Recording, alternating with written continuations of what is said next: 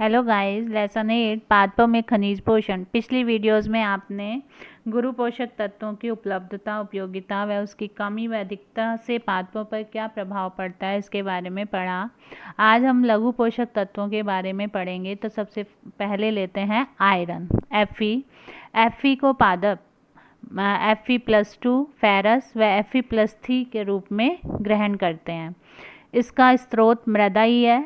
Iron को मृदा से पौधे ग्रहण करते हैं और पौधों में इसका कार्य क्या है? कोशिका विभाजन, श्वसन, इलेक्ट्रॉन परिवहन तंत्र के विभिन्न चरणों में अपनी भूमिका निभाता है। ये इम्पॉर्टेंट है।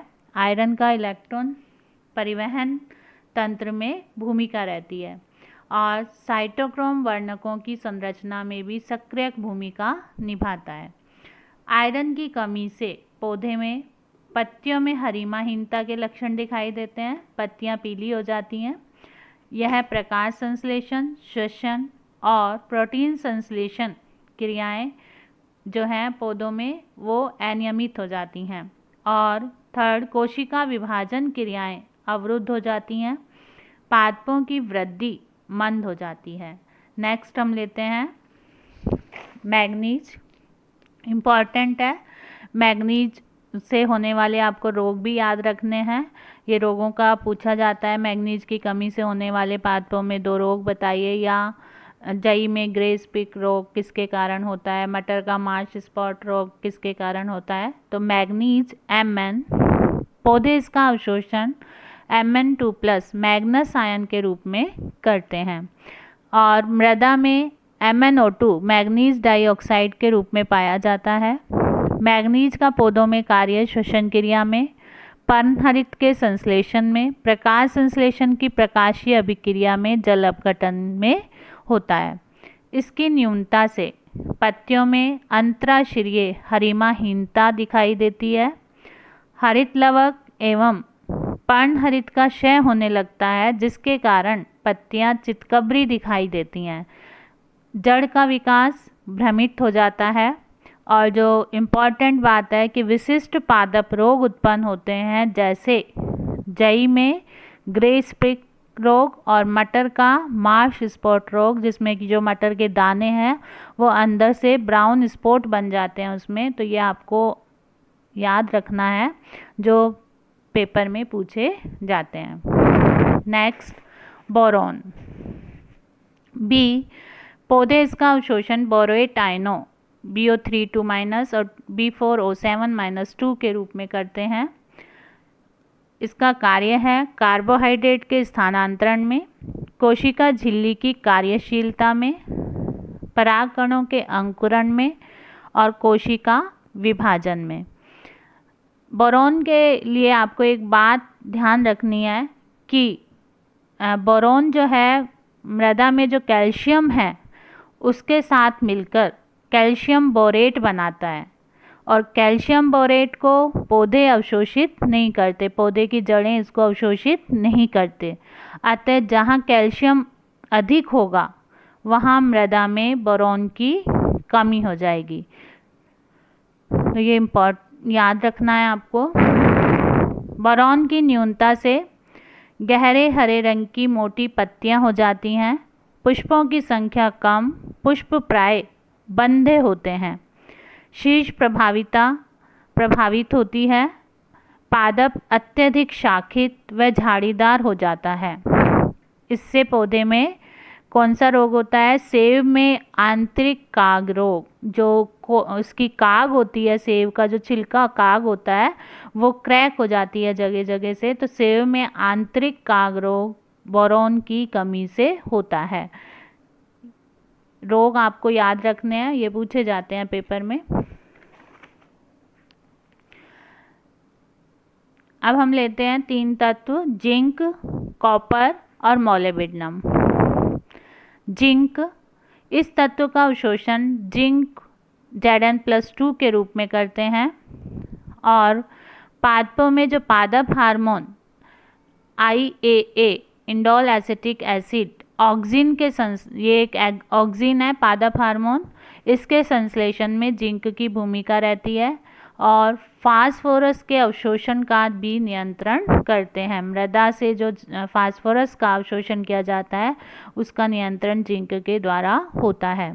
इसकी कमी से पादप की वृद्धि कम हो जाती है, पौधा बौना रह जाता है, फ्लोएम में कुरचना हो जाती है, यानी फ्लोएम की जो बनावट है वो कुरूप हो जाती है, पौधे में लघुपर्ण रोग हो जाता है, ऊपर वाली जो पत्तियां हैं वो छोटी रह जाती हैं, और इसमें रोग हैं मक्के में श्वेत कलिका रोग और धान में खैरा रोग। रोग आपको अच्छे से याद रखने हैं।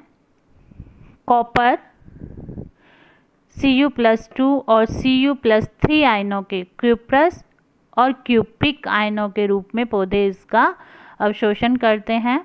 और कॉपर जो है प्रकाश संश्लेषण में प्रयुक्त प्लास्टोसाइनिन और साइटोक्रोम ऑक्सीडेज का मुख्य घटक है। इसकी न्यूनता से अनाजों व फलीदार फसलों में ऊतक क्षय दिखाई देता है, कोशिकाएं और ऊतक नष्ट हो जाते हैं। पत्तियों में शीर्ष पर हरिमाहीनता उत्पन्न हो जाती है। आपने याद होगा, हमने एक ट्रिक याद की थी, कू, उसमें कू आ रहा था, तो कू किसमें, ऊतक क्षय, काकू ने कल मग तोड़ा, तो उसमें आ रहा है कॉपर। तो पत्तियों के शीर्ष पे हरिमाहीनता उत्पन्न हो जाती है और अनाज व फलीदार फसलों में ऊतक क्षय दिखाई देता है। नींबू में शीर्षारंभी रोग जो होता है वो कॉपर की कमी से होता है। ये पेपर में पूछा जाता है, बहुत बार पूछा गया है। नींबू में शीर्षारंभी जो रोग है वो कॉपर की कमी से होता है। मॉलिब्डेनम MnO2 में मॉलिब्डेनम ऑक्साइड के रूप में जो है पौधे इसका अवशोषण करते हैं और ये एंजाइम को सक्रिय करने का कार्य करता है। नाइट्रोजन स्थिरीकरण में जो प्रयुक्त होते हैं एंजाइम, उनका मुख्य घटक है मॉलिब्डेनम। इसकी कमी से हरिमाहीनता व ऊतक क्षय हो जाता है, पुष्पीकरण और फलन कम होता है। आप देख रहे थे कि ट्रिक्स में आ रहा था मॉन्क्स, और मॉन्क्स ने पुष्प को तोड़ा या मॉन्क्स ने कोशिका विभाजन को रोका, तो उन सभी में आ रहा है हरिमाहीनता, ऊतक क्षय हो जाता है, पुष्पीकरण और फलन कम होता है, निचली पत्तियों पर चितकबरे धब्बे दिखाई देते हैं। और इससे जो रोग होता है वो होता है पत्ता गोभी का विहिप पटेल रोग। ये रोग क्या है कि पत्ता गोभी की जो तरुण और नई पत्तियां होती हैं उसकी मध्य शिरा लंबी हो जाती है, जिससे दोनों फलक जो हैं वो कम विकसित होते हैं। दो तत्व और हैं अपने, क्लोरीन और निकेल। क्लोरीन, इस तत्व का अवशोषण मृदा से क्लोरीन क्लोराइड आयनों के रूप में भी किया जाता है, Cl-। कई बार ये पूछा जाता है कि क्लोरीन का अवशोषण किस रूप में करते हैं, या कॉपर किस रूप में अवशोषित किया जाता है, या आयरन किस रूप में अवशोषित किया जाता है। तो आपको ये याद होना चाहिए, जैसे आयरन है तो Fe2+ और Fe3+, फेरस और फेरिक। क्लोरीन है तो क्लोराइड आयनों के रूप में अवशोषित किए जाते हैं। कार्य, यह क्रिया जैव रसायन का घटक नहीं है। कार्य की दृष्टि से कार्बोहाइड्रेट उपापचय व विद्युत आवेशों के संतुलन में भी उपयोगी है। इसकी न्यूनता से इस तत्व की कमी से प्रकाश संश्लेषण की क्रिया प्रभावित होगी, जड़ें विकसित नहीं होंगी व पत्तियां अल्प विकसित होती हैं, फलों का आकार क्षीण हो जाता है, हरिमाहीनता व ऊतक क्षय का कारण होती हैं।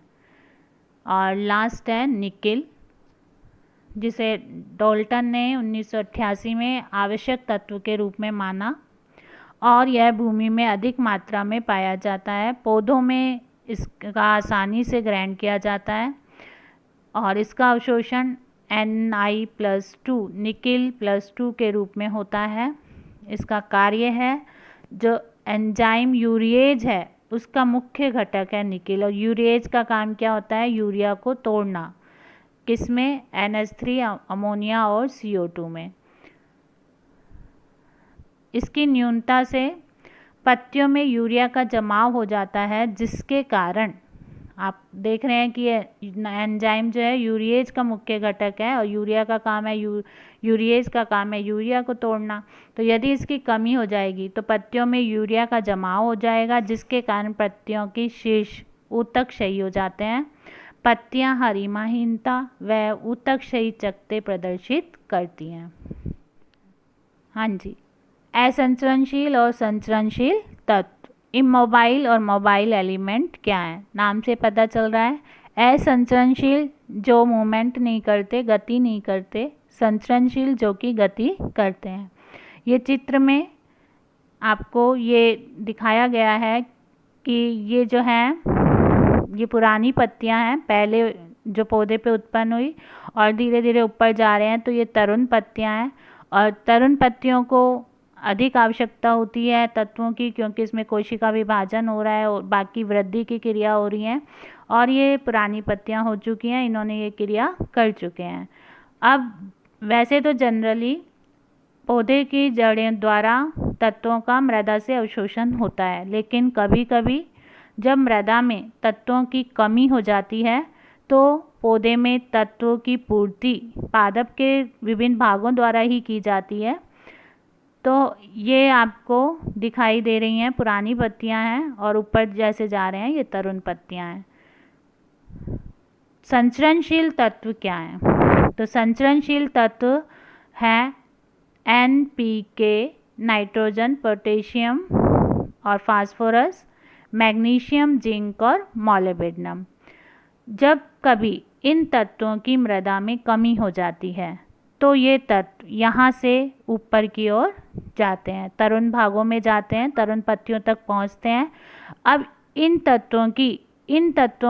पत्तियों में, पुरानी पत्तियों में क्या हो गई, कमी हो गई। तो इनकी कमी से पौधे की पत्तियों में विभिन्न लक्षण दिखाई देते हैं, जैसे जिंक की कमी से पत्तियों में पीले धब्बे बन जाते हैं, या मैग्नीशियम की कमी से जो शिराओं के बीच का पार्ट है वो पीला हो जाता है, या फास्फोरस की कमी से बैंगनी और लाल धब्बे बन जाते हैं पत्तियों पर, और जो है नाइट्रोजन की कमी से जो शिराएं हैं या बीच का पार्ट है पीला और भूरा हो जाता है।